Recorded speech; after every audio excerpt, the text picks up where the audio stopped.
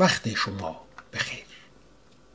در طول قریب به نیم قرن گذشته هر وقت که از پنجره زندگی مردم به بیرون نگاه کردیم چیزی جز درد ندیدیم.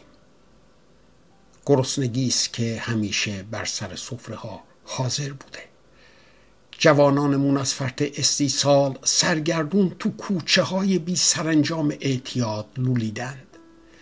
پدرانمون با شرم از بیکاری همیشه سرشون به زیر بوده و دخترانمون در ترسی دائم. ترس از یورش، از بازداشت، از شکنجه، از تجاوز. تازه از اونهایی که برای امرار معاش یا اعضاء بدن میفروشند و یا خود بدن حرفی نمیزنند. و حالا هم جنگ.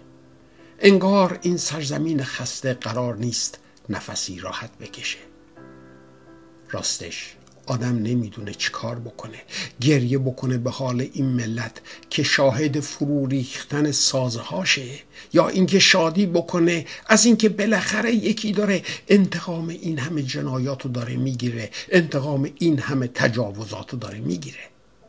شادی کنه از اینکه رژیم داره فرو میپاشه، یا اینکه در دلخوره باشه که بعد از فروپاشی چی میشه.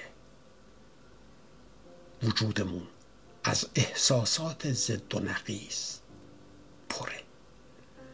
بله، شکی نیست که زمان سلطه تاریکیه، ولی صدایی در طول تاریخ بشر هنوز هم انعکاس داره. صدای خدا که میگه من عدالت رو دوست میدارم، نه قربانی رو. حقیقت رو میطلبم، نه مراسم دینی رو.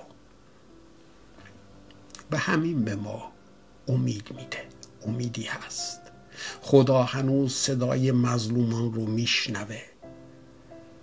خدایی هست که در برابر قدرت‌های فاسد می ایسته.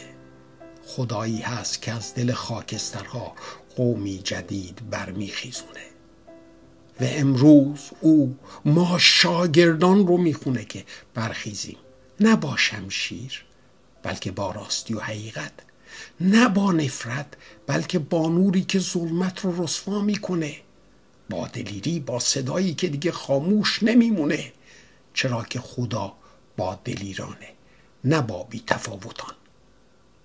امروز در بطن این وحشت و ترس، این میهمی که خودکامگی آدم کشان بر مملکت ما آورده، وقتشه که عزیزان نونمونو با هم بخوریم، تو خونه هامون واسه هم جا داشته باشیم، آغوشمون واسه هم باز باشه و باور کنیم دعاهامونو که در طول این سالیان کردیم. حالا که اهریمن صفتان اون چرا که کاشتن دارن درو میکنند، بیایید ما هم همگام با ملتمون همون نسلی باشیم که نه دروغ رو میپذیره، نه ظلم رو تحمل میکنه و نه نام خدا رو در دهان این فاسدان باقی میذاره. یادمون باشه که استادمون عیسی اینطور گفت: خوشا به حال گرسنگان و تشنگان عدالت، زیرا ایشان سیر خواهند شد.